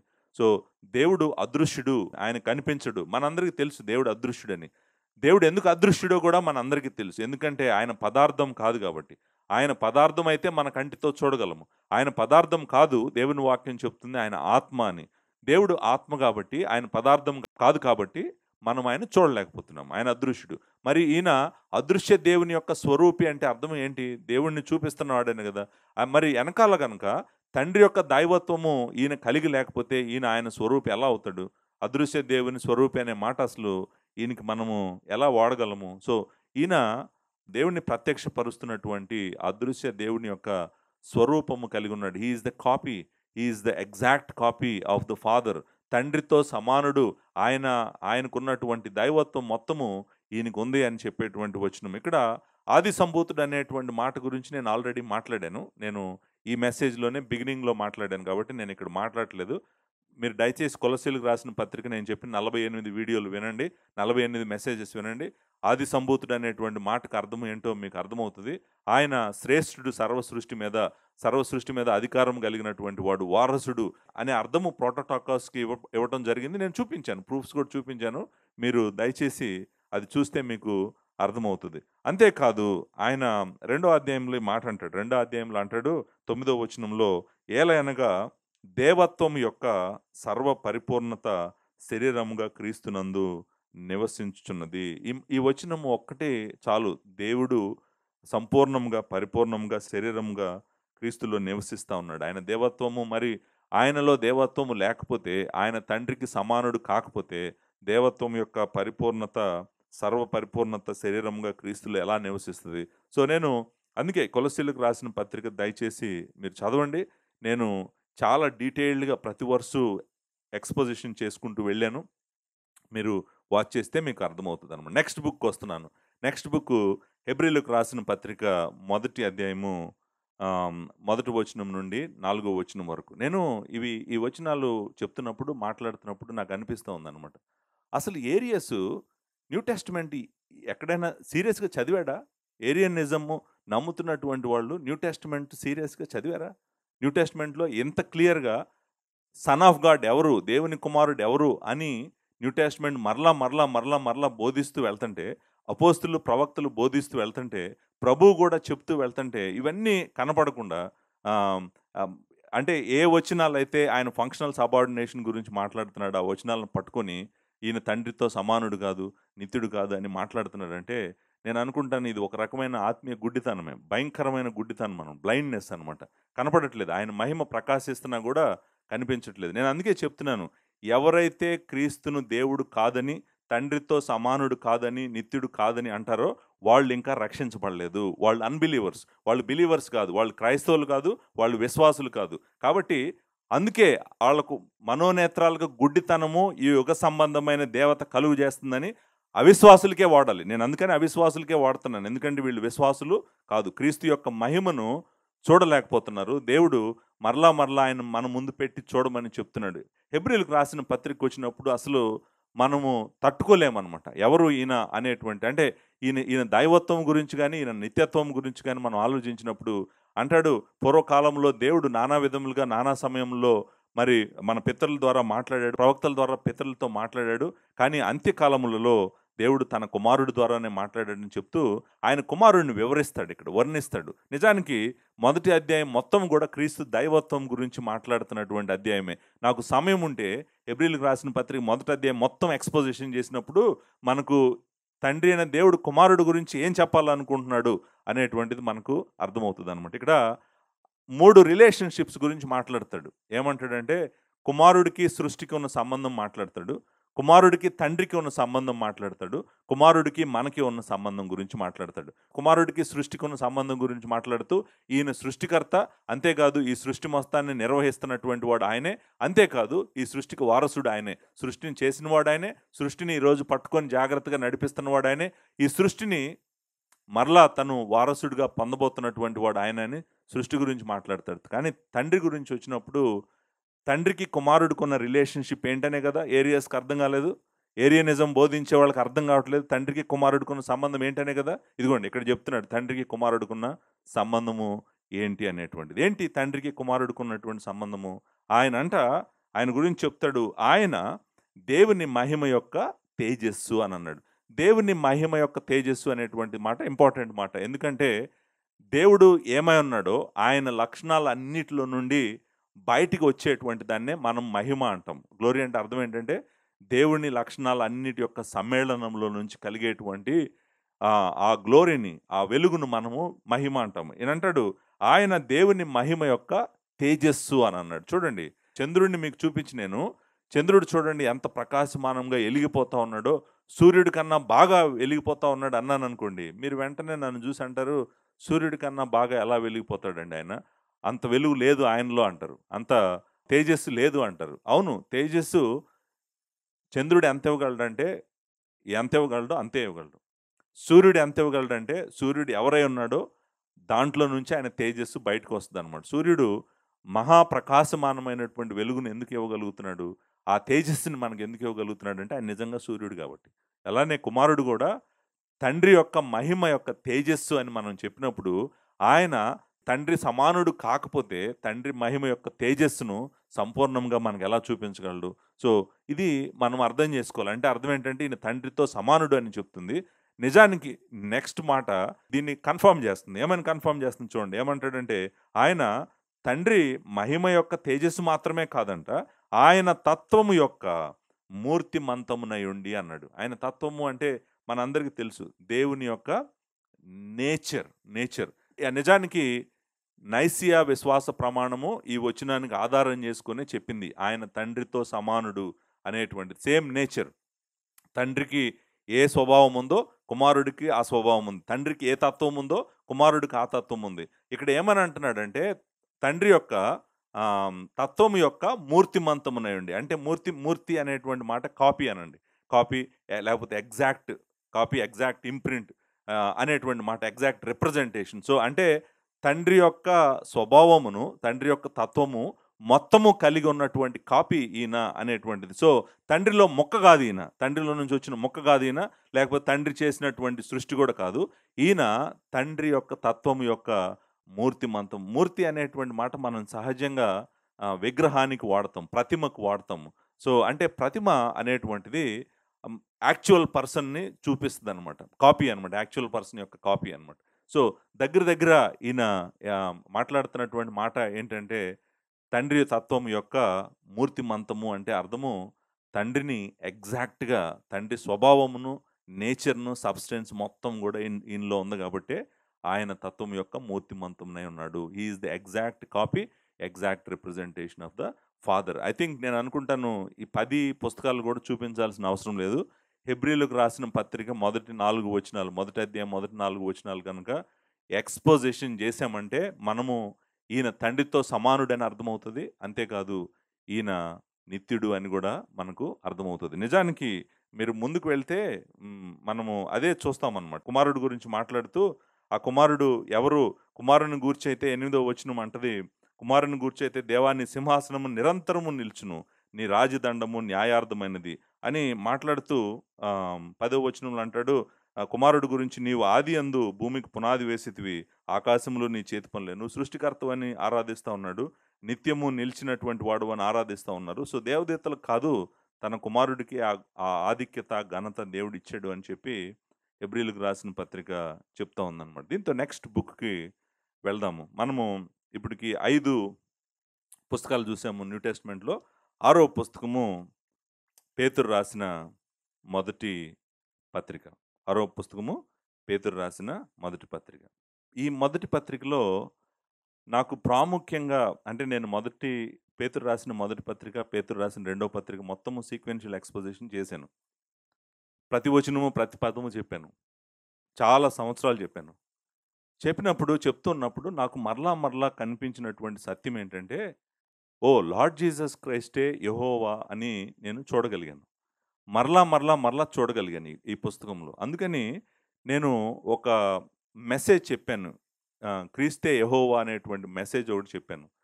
పార్ట్ నంబర్ 39 మీరు ఫస్ట్ పీటర్‌లోకెళ్ళి, ఫస్ట్ పీటర్ పార్ట్స్ అన్నీ మీరు వెతుకుతుంటే 39వ భాగము మీరు వెతకండి. 39వ భాగంలో నేను ఫస్ట్ పీటర్‌లో క్రీస్తు యెహోవా అని నేను చూపించాను. చూపించడానికి నేను 2 టెక్స్ట్‌లు వాడాను.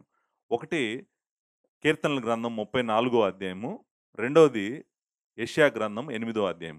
యెషయా గ్రంథం 8వ అధ్యాయంలో యెహోవా మాట్లాడుతున్నటువంటి మాటల్ని తీసుకొని వచ్చి పేతురు ఇక్కడ 2వ అధ్యాయంలో కోట్ చేసి, ఆయన యెహోవాకు సంబంధించినటువంటి వచనాలను క్రీస్తుకు అప్లై చేస్తాడు పేతురు. 2వ అధ్యాయము 6వ వచనం, 7వ వచనంలో ఆయన ఏర్పరచబడినదియో అమూల్యమైన మూలరాతిని సియోనులో స్థాపించున్నాను.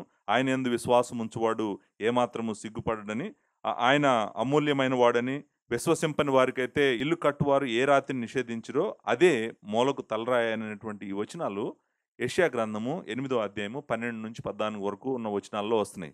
అక్కడ ఆ వచనాలు మాట్లాడుతుంది యెహోవా గురించి. ఇక్కడ ఆ వచనాలను పేతురు లార్డ్ జీసస్ క్రైస్ట్‌కి అప్లై చేసి ఆయన మాట్లాడుతా ఉన్నాడు. అంతేకాదు 34 కీర్తన కూడా యెహోవా ఉత్తముడని రుచి చూసి తెలుసుకొనుడి. ఇక్కడ ప్రభువు దయాళుడని రుచి చూసి తెలుసుకొనుడి అని మాట్లాడుతుంటాడు. మూడో అధ్యాయంలో మరలా 3 అధ్యాయం 10, 11, 12 వచనాల్లో కోట్ చేసి ఆ తర్వాత మళ్ళీ యెషయా గ్రంథం 8వ అధ్యాయం తీసుకొస్తాడు. పేతురు రాసిన మొదటి పత్రిక 3వ అధ్యాయము 14, 15, 16 వచనాల్లో మరలా యెషయా గ్రంథాన్ని తీసుకొచ్చి ఇక్కడ మనకి ఏం చూపిస్తాడంటే, మీరు యెషయా గ్రంథంలో చూసినటువంటి యెహోవా ఈయనే కాబట్టి ఈయనను ప్రభువుగా ప్రతిష్ఠించుకోండి అని ఇక్కడ పేతురు చూపిస్తాడు. సో దయచేసి మీరు ఆ మెసేజ్ నెంబర్ 39 వినాలని రిక్వెస్ట్ చేస్తున్నాను. చాలా క్లియర్‌గా మీకు తండ్రితో సమానుడని, ఈయన యెహోవా అని నేను చూపించాను. సో దయచేసి మీరు అక్కడికెళ్ళి చూస్తే గనక మనకు స్పష్టంగా అర్థమవుతది. నెక్స్ట్ పుస్తకము నిజానికి ఇంట్రెస్టింగ్ ఏంటంటే చాలామంది నన్ను ఈ ప్రశ్న కూడా అడుగుతా ఉంటారు. ఆయన యెహోవా అని ఒప్పుకోకపోతే ఏం జరుగుతది? ఆయన యెహోవా అని ఒప్పుకోలేదనుకోండి, మరి మీరు రక్షించబడ్డారని ఎలా తెలుస్తది మీకు? ఆయన నిత్యుడు, ఆయన మొదటివాడు, కడపటివాడు. నిజానికి మనం ఎలా రక్షించబడతాము? రోమీయులకు రాసిన పత్రిక 10వ అధ్యాయం 9వ వచనము. యేసు ప్రభు అని నీ నోటితో ఒప్పుకోవాలి. ప్రభువు అనే మాట ఆ వెనకాల ఉన్నటువంటి మాట ఇంపార్టెంట్ మాట. ఆయన అడుగుతుంది నిజానికి ఏంటంటే ఆయన యెహోవానే అంగీకరించాలి. ఆయన ప్రభువు. నేను చెప్పాను న్యూ టెస్టమెంట్‌లో యెహోవా అనే పదం లేదు. యెహోవా అన్న చోట ప్రభువు అనే అనువాదం చేశారని చెప్పాను. సో ఆ ప్రభువు అనేటువంటి మాట యెహోవా అని నువ్వు ఆయన పాత నిబంధనలో మీరు చూస్తున్న యెహోవా ఈయనేనని నువ్వు అంగీకరించకపోతే నీకు రక్షణ కూడా లేదు.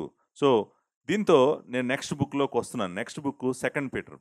సెకండ్ పీటర్ చాప్టర్ 1 వర్స్ 1లో నేను సెకండ్ పీటర్ కూడా చెప్పాను. అన్ని వచనాలు చెప్పాను. ఎక్స్‌టెన్సివ్‌గా చెప్పాను. మీరు దయచేసి వినండి. వింటే మీకు పుస్తకం అంతా కూడా అర్థమవుతది. ఇక్కడ మొదటి అధ్యాయం మొదటి వచనంలో ఈ మాట అంటాడు. యేసుక్రీస్తు దాసుడును అపోస్తలుడైన సీమోను పేతురు మన దేవుని యొక్కయు రక్షకుడైన యేసుక్రీస్తు యొక్కయు నీతిని బట్టి అనేటువంటి మాట ఇక్కడ చూసాము. నిజానికి నేను ఈ వచనము ఎక్స్‌ప్లెయిన్ చేసినప్పుడు మరలా మీరు సెకండ్ పీటర్‌లోకెళ్ళి ఈ వచనం దగ్గర నేనేం చెప్పానో వినండి. ఇక్కడ ఏమనుందంటే గ్రీక్‌లో ఏమనుందంటే గ్రీక్‌తో పాటు అన్ని ఇంగ్లీష్ ట్రాన్స్‌లేషన్స్‌లో ఏమనుందంటే మన దేవుడును రక్షకుడైన యేసుక్రీస్తు యొక్క నీతిని బట్టి. అక్కడ దేవుని యొక్కయు రక్షకుడైన యేసుక్రీస్తు యొక్కయు అనేటువంటిది లేదు. దేవుడును రక్షకుడైన యేసుక్రీస్తు అనేటువంటిది మనం ఇక్కడ చూస్తాము. Hour God and saviour Jesus Christ. మీరు ఇంగ్లీష్ బైబిల్ పిక్ చేయండి. ఇంగ్లీష్ బైబిల్ పిక్ చేసి మీరు చదవండి. మొదటి అధ్యాయం మొదటి వచనంలో ఏముందో. గ్రీక్‌లో కూడా అలానే ఉంది. గ్రీక్‌లో ఎలా ఉందో ఇంగ్లీష్ బైబిల్‌లో అలానే ఉంది. తెలుగు ట్రాన్స్‌లేషన్‌లో ఇక్కడ దేవుని యొక్కయు అని తండ్రైన దేవుడిని వేరు చేసినట్టుగా అనిపిస్తుంది. నిజానికి వేరు చేయలేదు. పేతురు దేవుడును రక్షకుడైన యేసుక్రీస్తు యొక్క నీతి అని మాట్లాడాడు. సో ఇక్కడ కూడా క్రీస్తు యొక్క దైవత్వమును మనము సంపూర్ణంగా చూస్తామన్నమాట. దీంతో నేను 8వ బుక్‌కి వస్తున్నాను. 8వ బుక్కు యోహాను రాసిన మొదటి పత్రిక 5వ అధ్యాయము 20వ వచనం. 20వ వచనంలో ఇలా రాయబడి ఉంది. ఏమనంటే మనము సత్యవంతుడైన వానిని ఎరుగవలనని దేవుని కుమారుడు వచ్చి మనకు వివేకము అనుగ్రహించి ఉన్నాడని ఎరుగుదుము. మనము దేవుని కుమారుడైన యేసుక్రీస్తు నందున్న వారమై సత్యవంతుని యందు ఉన్నాము అని ఆయనే నిజమైన దేవుడును నిత్య జీవమునై ఉన్నాడు. ఇక్కడ ఈ ఆయన అనేటువంటిది క్రీస్తు గురించి మాట్లాడుతుందా, తండ్రి గురించి మాట్లాడుతుందా అనేటువంటి డిస్కషను కొంత చేశారు. అందుకని నేను మీ ముందు గ్రీక్ టెక్స్ట్ పెడుతున్నాను. ఇంగ్లీష్ టెక్స్ట్ కూడా పెడుతున్నాను ఈ వచనం. మీరు చూడండి. ఆయన అనేటువంటి మాట నియరెస్ట్‌గా అంటే ఆయన అనేటువంటిది తండ్రి దగ్గరికి తీసుకెళ్తుందా, కుమారుడి దగ్గరికి తీసుకెళ్తుందా అనేటువంటిది మీరు చూడండి. స్పష్టంగా మనకు గ్రీక్ టెక్స్ట్‌లో అర్థమవుతుంది. ఇంగ్లీష్ టెక్స్ట్‌లో కూడా అర్థమవుతుంది. ఆయన అనేటువంటిది మనల్ని క్రీస్తు దగ్గరికి తీసుకువెళ్తుంది. ఇంతకీ క్రీస్తు ఎవరంట ఇక్కడ? ఆయన నిజమైన దేవుడంట. ఆయన నిత్య జీవమునై ఉన్నాడు. నిజమైన దేవుడు ఆయనే, నిత్య జీవము ఆయనే. ఎందుకంటే ఆయన నిత్యుడు కాబట్టి, ఆయన తండ్రితో సమానుడు కాబట్టి. యోహాను రాసిన మొదటి పత్రిక మొదటి అధ్యాయంలో కూడా అన్నాడు. ఏమన్నాడంటే ఆయన జీవము, ఆ జీవం ప్రత్యక్షమైంది. తండ్రి వద్ద నుండి మాకు ప్రత్యక్షమైన ఆ నిత్య జీవమును మేము చూసాము అని అంటున్నాడు. ఆయనే నిత్య జీవం అని మొదటి అధ్యాయంలోనే చెప్పాడు. మొదటి అధ్యాయం 3వ వచనంలో 2వ వచనంలోనే చెప్పాడు. ఆయనే దేవుడు, ఆయనే నిత్య జీవము అనేటువంటిది లార్డ్ జీసస్ క్రైస్ట్ గురించినటువంటి ఎక్స్క్లూజివ్ అఫర్మేటివ్ స్టేట్మెంట్. ఆయన దైవత్వం గురించి, తండ్రితో ఆయన సమానత్వం గురించి మాట్లాడుతున్నటువంటి వచనము ఇదనమాట. తొమ్మిదవ పుస్తకం. తొమ్మిదవ పుస్తకము ప్రకటన గ్రంథము మొదటి అధ్యాయము 8, 17 2 వచనాలను నేను చదువుతాను. ప్రకటన గ్రంథం మొదటి అధ్యాయము 8వ వచనము, 17వ వచనము. ఆల్ఫాయు ఒమేగయు నేనే, వర్తమాన భూత భవిష్యత్ కాలంలో ఉండువాడను నేనే అని సర్వాధికారియగు దేవుడు నాకు ప్రభువు సెలవిచ్చుచున్నాడు. ఈ వచనము గురించి చాలా డిస్కషన్ ఉంది. ఇది తండ్రి గురించి మాట్లాడుతున్న వచనము, ఇది కుమారుడు గురించి మాట్లాడుతున్న వచనం కాదు. ఆ అసలు అలాంటి మాటలు మనము తండ్రికే వాడతాము అనే డిస్కషన్ ఉంది. సో కాబట్టి నేను 1:8ని వాడకుండానే ముందుకెళ్ళిపోతున్నాను. 1:17 దగ్గరికి వద్దాం చూడండి. చూడండి ఇక్కడ ప్రభు ఆయన్ని ముట్టి ఆయన కుడి చేతిని యోహాను మీద ఉంచి ఆయనతో భయపడొద్దు అని చెప్పి ఈ మాట అన్నాడు 18వ వచనంలో. నేను మొదటి వాడను, కడపటి వాడను, జీవించువాడను. మృతునైతిని గాని ఇదిగో యుగయుగములకు సజీవుడనై ఉన్నాను. మొదటి వాడను, కడపటి వాడను అనేటువంటి మాట మనము యెహోవాకు ఒక్కడికే వాడాలి. ఇంకెవ్వరికి వాడకూడదు. మొదటివాడు, కడపటివాడు, ఆల్ఫా, ఒమేగా ఇలాంటి మాటలు ఎవరికి వాడకూడని మాటలు. ఆయన గురించి ఆయన మాట్లాడుతూ ఏమంటున్నాడంటే, నేను మొదటి వాడను, కడపటి వాడను అన్నాడంటే అర్థం ఏంటంటే, ఆయన తండ్రితో సమానము చేసుకున్నాడు. అంతేకాదు, తండ్రితో సమానుడు మాత్రమే కాదు, నేను నిత్యత్వం నుంచున్నటువంటి యెహోవాను నేనే అని ప్రభువు చెప్తా ఉన్నాడు. 5వ అధ్యాయంలో కూడా ఆయనను ఆరాధించే విధానం చూడండి. తండ్రిని ఎలా ఆరాధిస్తున్నారో ఈయనను కూడా అలానే ఆరాధిస్తున్నారు. 5వ అధ్యాయంలో ఆయనను ఎలా ఆరాధిస్తారో చూడండి. 12వ వచనంలో వారు వధింపబడిన గొర్రెపిల్ల శక్తియు, ఐశ్వర్యమును, జ్ఞానమును, బలము, ఘనత, మహిమ, స్తోత్రము పొందనర్హుడని గొప్ప స్వరముతో చెప్పుచుండ్రి. అంతటి పరలోకమందును, భూలోకమందును, భూమి క్రిందను, సముద్రంలోను ఉన్న ప్రతి సృష్టము అనగా వాటిలో ఉన్న సర్వమును సింహాసనాసీనుడైన వానికిని గొర్రెపిల్లకును స్తోత్రమును, ఘనతయు, మహిమయు, ప్రభావము యుగయుగములు కలుగును కాకని చెప్పుట వింటుంది. ఇక్కడ ఇంట్రెస్టింగ్ ఏంటంటే, తండ్రికి ఎలాంటి స్తుతి, ఎలాంటి ఆరాధన, ఎలాంటి ఘనత, ఎలాంటి మహిమ, ఎలాంటి ఆధిపత్యము, ఎలాంటిది ఆరోపిస్తూ ఉన్నారో సేమ్ ఎగ్జాక్ట్గా ఈయనకు కూడా అదే విధమైన మాటలు. ఈయనకి సెపరేట్గా తక్కువ మాటలు లేవు అసలు. తండ్రితో సమానుడు, ఈయన నిత్యుడు అని చెప్పడానికి కూడా మనము ఈ వర్సెస్ చూడొచ్చు. అంతేకాదు 22వ అధ్యాయము ప్రకటన గ్రంథము 13వ వచనాన్ని నేను చదువుతున్నాను. 13వ వచనంలో ప్రభు అంటాడు, నేనే ఆల్ఫాయు, ఒమేగయు, మొదటి వాడను, కడపటి వాడను, ఆదియు, అంతమునై ఉన్నాను. ఈ వచనము చాలా స్పష్టంగా లార్డ్ జీసస్ క్రైస్ట్ ఎవరు, ఆయన తండ్రితో సమానుడని, ఆయన నిత్యుడని. ఆల్ఫా, ఒమేగా అనేటువంటి మాటలు, మొదటివాడు, కడపటివాడు అనేటువంటి మాటలు నిజానికి మొదటి అధ్యాయం 8వ వచనం తండ్రి గురించి మాట్లాడుతున్నాను అనుకున్నా కూడా అదే మాటలు ఈయన ఇప్పుడు ఆయనకు వాడాడు కదా! తండ్రికి వాడినయి ఆయనకు వాడాడు కదా! సో, నిజంగా నేను ఇక్కడ ఒక బుక్ మీకు రికమెండ్ చేస్తాను. 'Putting Jesus in his place' అని. ఆ బుక్‌లో హ్యాండ్స్ అని ఒక కాన్సెప్ట్ డెవలప్ చేసాడు. చాలా మంచి బుక్కు. అంటే తండ్రికి ఎలాంటి ఆనర్ ఇచ్చారో దేవుని వాక్యంలో కుమారుడికి అలాంటి ఆనరే ఇస్తున్నారు. అది హెచ్ గురించి మాట. ఏ అంటే యాట్రిబ్యూట్స్. అంటే తండ్రికి ఏ లక్షణాలు ఉన్నాయో కుమారుడికి కూడా అదే లక్షణాలు ఉన్నాయి. అంతేకాదు తండ్రికి ఎన్ అంటే నేమ్స్. తండ్రికి ఏ నామములు కలిగి ఉన్నాడో కుమారుడు కూడా అదే నామములు కలిగి ఉన్నాడు. డి అంటే డీడ్స్. తండ్రి ఏ కార్యాలు అయితే చేశాడో కుమారుడు కూడా అదే కార్యాలు చేశాడు. ఎస్ అంటే సీట్. ఆయనకి ఏ హోదా, ఏ స్థితి అయితే తండ్రికి ఉందో కుమారుడికి కూడా అదే స్థితి ఉందని చెప్పి కుమారుడి యొక్క దైవత్వం గురించి రాశాడు. చాలా మంచి బుక్. బౌమెన్ అండ్ కొమజోస్కి వీళ్ళిద్దరు రాసినటువంటి బుక్‌ను కూడా నేను రికమెండ్ చేస్తాను. సో, దీంతో 9 గ్రంథాల నుంచి, 9 పుస్తకాల నుంచి నేను మీకు చూపించాను. అండ్ ద లాస్ట్ వన్ తీతుకు రాసిన పత్రిక 2వ అధ్యాయము 13వ వచనం. నేను లాస్ట్‌లో ఇక్కడికి వస్తానని చెప్పాను కదా! లాస్ట్‌లో ఇక్కడికి వచ్చాను. ఈ వచనంలో కూడా పౌలు క్రీస్తుని ఏమని చెప్తున్నాడంటే, ఆయన మహాదేవుడును, ఆయన మన రక్షకుడైన యేసుక్రీస్తు. ఆయన మహాదేవుడును, అలాగే మన రక్షకుడు అని క్రీస్తుని వర్ణించాడు. సో, ఈ ఈ వర్ణన కూడా మనకు అర్థమవుతుంది ఏంటంటే, ప్రభువు తండ్రితో సమానుడు. అంతేకాదు ఆయన రక్షకుడు అని కూడా అర్థమవుతుంది. నేను ఈ వచనం గురించి అంటే 2వ అధ్యాయము 13వ వచనం గురించి, తీతుకు రాసిన పత్రిక గురించి నేను 2 విషయాలు మీకు చూపించాలనుకుంటున్నాను. దాంతో ఈ మెసేజ్ ఎండ్ అయిపోద్ది. ఈ మెసేజ్ ఎండ్‌కొచ్చేసాము. ఈ 2 పాయింట్లు నేను చూపించాలనుకుంటున్నాను. ఆ 2 పాయింట్లు ఏంటంటే, ఈయన తండ్రితో సమానుడు మొదటి పాయింట్. రెండో పాయింటు ఈయన యెహోవా అని చూపించాలనుకుంటున్నాను. ఈ 2 నేను చూపిస్తాను. మీరు నాతో జాగ్రత్తగా ప్రయాణం చేయండి. లాస్ట్‌కొచ్చాము. మొత్తం మనకర్థమైంది. ఓహ్! అంటే న్యూ టెస్టమెంట్‌లో చాలా స్పష్టంగా ఉంది. ఈయన దైవత్వం గురించి తండ్రితో సమానుడు అనేటువంటిది. బట్ ఇక్కడ నేను ఒక మాట చూపిస్తాను. ఫస్ట్ పాయింట్ ఆయన తండ్రితో సమానుడు, యెహోవాతో సమానుడు. తండ్రి యెహోవా అని అనుకుంటున్నారు కాబట్టి, నేను నేను యెహోవా అనే మాట ముగ్గురికి వాడాలని చెప్తున్నాను. తండ్రికి వాడాలి, కుమారుడికి వాడాలి, పరిశుద్ధాత్ముడికి వాడాలి. ముగ్గురు కూడా ఉన్నవాడు, ముగ్గురు మొదటివాడు, ముగ్గురు కడపటివాడు, ముగ్గురు సో, ఆ మాట దైవత్వముకు సంబంధించినటువంటి మాట కాబట్టి, ముగ్గురు వ్యక్తులకు వాడాల్సినటువంటి మాట. సో, ఈయన తండ్రితో సమానుడని చెప్పటం కోసం ఈయనకు వాడిన మాటేంటి ఇక్కడ? మహాదేవుడు అనేటువంటి మాటను క్రీస్తుకు వాడాడు.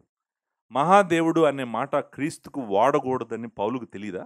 పౌలు ఈ మాట యెహోవాకు సంబంధించిందే, తండ్రి అయిన దేవుడుకు సంబంధించిందే, ఇంకా ఎవరికీ వాడకూడదు అనేటువంటిది పౌలుకు తెలీదా? పౌలుకు తెలుసు. పౌలుకు తెలిసినప్పుడు మరి ఎందుకు వాడాడు? ఎందుకు వాడాడంటే ఈయన మహాదేవుడు కాబట్టి, ఈయన తండ్రికి సమానుడు కాబట్టి, అందుకనే వాడాడు.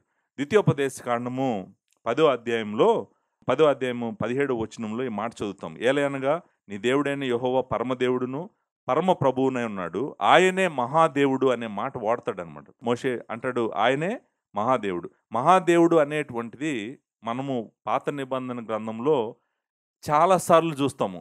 ఒకటి నేనిక్కడ చదివాను. ద్వితీయోపదేశకాండం 10వ అధ్యాయం 17వ వచనంలో చదివాను. ఇది కాకుండా ఇంకా చాలా చోట్ల ఆయన మహాదేవుడు, మహాదేవుడు అని చెప్పేటువంటి వచనాలు చాలా ఉన్నాయి. ఈ వచనాలన్నీ చూసినప్పుడు మనకి ఏమర్థమవుతది? ఇంకొక 2, 3 వచనాలు చూపిస్తాను. ఎజ్రా గ్రంథము 5వ అధ్యాయము 8వ వచనంలో దర్యావేషుకు రాసినటువంటి లెటర్‌లో ప్రస్తావిస్తారు. ఏమని ప్రస్తావిస్తారని చూడండి. రాజువైన తమకు 5వ అధ్యాయం 8వ వచనము తెలియవలసిందేమనగా మేము యోధా ప్రదేశంలోనికి వెళ్ళితిమి. అక్కడ మహాదేవుని యొక్క మందిరము ఉన్నది అని అంటున్నాడు. అంటే మహాదేవుని మందిరం అంటే యెహోవా మందిరం గురించి మాట్లాడుతున్నారు. యెరూషలేములో ఏముందో చెప్తున్నారు. అక్కడ ఆయనకు మహాదేవుడు అనేటువంటి నేము కేవలం యెహోవాకు మాత్రమే చెందినటువంటి నేము ఇవ్వటం జరిగింది. అంతేకాదు నెహెమ్యా గ్రంథంలో కూడా 8వ అధ్యాయం 6వ వచనంలో ఎజ్రా మహాదేవుడైన యెహోవాను స్తుతింపగా జనులందరూ తమ చేతులెత్తి ఆమేన్ ఆమేన్ అని పలుకుచు నేలకు ముఖములు వంచుకొని యెహోవాకు నమస్కరించిరి. మహాదేవుడైన యెహోవా అనే మాటను మనం అక్కడ చూస్తాము. సో, ఆహ్, అలాగే కీర్తనల గ్రంథము 95వ కీర్తనలో కూడా ఇదే మాట చూస్తామనమాట. 95వ కీర్తన మనందరికీ తెలిసినటువంటి ఫేమస్ ఫేమస్ సాంగ్. రండి యెహోవాను గూర్చి ఉత్సాహగానము చేయుదుము. ఆ 3వ వచనంలో అంటాడు యెహోవా మహాదేవుడు అంటాడు. యెహోవా మహాదేవుడు దేవతలందరికీ పైన మహాత్మ్యము గల మహారాజు అంటాడు. అంతేకాదు డానియేల్ చాప్టర్ 2లో కూడా డానియేల్ కూడా అంటాడు ఈ మాట. ఏమని అంటాడంటే ఆయన మహాదేవుడు మీకు తెలియజేసాడు అని చెప్పి డ్రీమ్‌ని ఇంటర్ప్రెట్ చేసేటప్పుడు డానియేల్ కూడా 2వ అధ్యాయంలో ఆయన గురించి మాట్లాడుతూ ఆయన మహాదేవుడు అని చెప్తాడు. 2వ అధ్యాయము 45వ వచనంలో చేతి సహాయం లేక పర్వతము నుండి తీయబడిన ఆ రాయి ఇనుమును, ఇత్తడిని, మట్టిని, వెండిని, బంగారమును పగలగొట్టగా తమరు చూసితిరే. ఇందువలన మహాదేవుడు ముందు జరగబో సంగతి రాజునకు తెలియజేయుచున్నాడు. సో, ఈ రిఫరెన్సెస్ అన్నీ గూడా మనకేం చెప్తున్నాయంటే, మహాదేవుడు అనేటువంటి మాట యెహోవాకు వాడారు పాత నిబంధన గ్రంథం అంతా గూడా. అదే మాటను తీసుకొనొచ్చి పౌలు లార్డ్ జీసస్ క్రైస్ట్‌కి వాడుతున్నాడు. అంటే ఈయన తండ్రికి సమానుడు. మొట్టమొదటి పాయింట్. రెండో పాయింట్ నేను చెప్తున్న రెండో పాయింట్ ఏంటంటే, ఈయన యెహోవా అని చెప్తానన్నాను. యెహోవా అంటే నిత్యుడు అని అర్థం. I am who I yam అనే మాట నుంచి వచ్చినటువంటి మాట యెహోవా అనేటువంటి మాట. నిత్యుడు అంటే అన్ని కాలాలలో ఉన్నవాడు. మొదటివాడు, కడపటివాడు, ఆల్ఫా, ఒమేగా ఇవన్నీ వాడతాం గదా! సో, ఈయన ఆయనే అని నేను మీకు చూపించాలనుకుంటున్నాను. చూపించడానికి మరలా నేను యెషయా గ్రంథము 45వ అధ్యాయము ఆహ్, మేబీ హోషేయ 13 గూడా చూద్దాము. యెషయా గ్రంథం 45వ అధ్యాయం ఇందాక నేను చదివాను. ఇందాక నేను చదివిన వచనాల్లోనే ఒక ఇంపార్టెంట్ అబ్జర్వేషన్ ఉంది. అదేంటంటే యెహోవానగు నేనే 45వ అధ్యాయం 21వ మధ్యలో నుంచి చదువుతున్నాను. యెహోవానగు నేనే గదా! నేను తప్ప వేరొక దేవుడు లేడు. నేను నీతిపరుడనగు దేవుడును, రక్షించువాడును నేనే. నేను తప్ప మరి ఏ దేవుడును లేడు. ఇక్కడ ఒకటి క్లియర్‌గా మనకు అర్థమవుతది. దేవుడు యెహోవా ఒక్కడే. ఆయనే రక్షకుడు. దేవుడు, రక్షకుడు అనేటువంటి మాటలు యెహోవాకు మాత్రమే వాడాలి. ఆయనకు తప్ప ఇంకెవ్వరికీ వాడకూడదు. 22వ వచనం. భూదిగంతముల నివాసులారా నా వైపు చూసి రక్షణ పొందుడి. దేవుడను నేనే, మరి ఏ దేవుడును లేడు. సో, మనకి ఈ 21, 22 వచనాలు చెప్తుందేంటంటే, దేవుడు ఒక్కడే, ఆయన యెహోవా. అంతేకాదు రక్షకుడు ఒక్కడే, ఆయన యెహోవా. మరి దేవుడు, రక్షకుడు యెహోవాయే అయినప్పుడు మరి క్రీస్తు ఎవరు? క్రీస్తుకి దేవుడును, మహాదేవుడును, రక్షకుడైన క్రీస్తు అని పౌలు అంటున్నప్పుడు పౌలుకి ఏమర్థమైంది క్రీస్తు గురించి? హోషేయ గ్రంథము 13వ అధ్యాయము 4వ వచనంలో కూడా ఈ మాట అంటాడు. హోషేయ గ్రంథం కూడా మొత్తం చెప్పాను నేను. గ్రంథం అంతా వివరించాను. దయచేసి మీరు వినండి. 13వ అధ్యాయం 4వ వచనంలో, మీరు ఐగుప్తు దేశంలో నుండి వచ్చినది మొదలుకొని యెహోవానగు నేనే మీ దేవుడును, నన్ను తప్ప నీవు ఏ దేవుడును ఎరుగవు, నేను తప్ప ఏ రక్షకుడును లేడు. ఇక్కడ కూడా ఏమంటున్నాడంటే దేవుడును నేనే, రక్షకుడును నేనే. సో, యెషయా గ్రంథం 45 అధ్యాయంలో కూడా అదే అన్నాడు. దేవుడిని నేనే, రక్షకుడిని నేనే అన్నాడు. హోషేయ గ్రంథం 13 అధ్యాయంలో కూడా 4వ వచనంలో దేవుడిని నేనే, రక్షకుడిని నేనే అన్నాడు. పౌలు పాత నిబంధన గ్రంథం బాగా తెలిసినటువంటి పౌలు ఇక్కడ ఏమంటున్నాడంటే, మహాదేవుడు, రక్షకుడు జీసస్ క్రైస్టే అంటున్నాడు. అంటే జీసస్ క్రైస్ట్ ఎవరు? జీసస్ క్రైస్ట్ ఎవరో చెప్పమంటారా? Jesus Christ యెహోవాని. సో, ఆయన నిత్యుడగు దేవుడు. ఆయన తండ్రితో సమానుడు. ఆయనే మహిమను విడిచిపెట్టి మన కోసం వచ్చి, మనలను విమోచించటం కోసం తనను తాను అర్పించుకున్నాడు. 14వ వచనం ఏం చెప్తుందంటే, ఆయన తండ్రితో సమానంగా ఉండుట విడిచిపెట్టకూడని భాగ్యమని ఎంచుకోలేదు గానీ, మనిషి రూపం దాల్చి దాసుడిగా వచ్చి, రిక్తునిగా చేసుకొని మన కొరకు సిలువలో ప్రాణం పెట్టి మనల్ని ప్రేమించినటువంటి దేవుని కుమారుడు, తండ్రికి సమానుడు. ఆయన నిత్యుడు. మొదటివాడు, కడపటివాడు. ఆయనే యెహోవా. మనము గనక ఆయన దైవత్వం విషయంలో సరైన అవగాహన లేకపోతే ఏం జరుగుతుందంటే, నిత్యత్వములో దేవుడితోనైనా ఉంటాము, దేవుడి నుండి వేరైపోయి నరకానికైనా పోతామన్నమాట. అంత సీరియస్ విషయం ఇది. ఈ విషయంలో స్థానిక సంఘాలు ఎవ్వరూ కూడా ఎలాంటి అబద్ధ బోధను అంగీకరించకండి. క్రీస్తు యొక్క దైవత్వమును ప్రశ్నిస్తున్న ప్రతి ఒక్కరికి మనమందరము సమాధానము చెప్పాలి. దేవుడు మనకు అప్పగించినటువంటి మంద, దేవుడు తన స్వరక్తమిచ్చి సంపాదించుకున్నటువంటి మంద. నిజానికి నేను అపోస్తల కార్యాల గ్రంథం 20వ అధ్యాయం 28వ వచనం కూడా క్రీస్తు యొక్క దైవత్వం గురించి నేను కోట్ చేయొచ్చు. దేవుడు తన స్వరక్తమిచ్చి సంపాదించుకున్నటువంటి మంద. ఆయన దేవుడే. దేవుడు తన స్వరక్తమిచ్చి సంపాదించుకున్నటువంటి మందను కాయమని మనకు ఆ మంద మీద మరి కాపరులుగా పెట్టినప్పుడు, మరి అబద్ధ బోధ చేస్తున్నటువంటి అబద్ధ బోధకులు సంఘాల్లోకి వచ్చి క్రీస్తు దైవత్వాన్ని ప్రశ్నిస్తున్నప్పుడు మనము నిశ్శబ్దంగా ఉండకూడదు. దేవుని మందను నమ్మకంగా కాయాల్సినటువంటి బాధ్యతను దేవుడు మన మీద ఉంచాడు. ఆయన రాకడ కొరకు ఎదురు చూస్తున్నాం కదా! ఆయన రాకడ వరకు మనకు దేవుడిచ్చినటువంటి కృపలో దీనత్వం గలవారమై మనము నమ్మకంగా ఆయన మందను కాయటానికి ప్రతి ప్రయత్నం చేద్దాం. దేవుని విస్తారమైన కృప మీ అందరికీ తోడుగా ఉండుగాక. Thank you very much.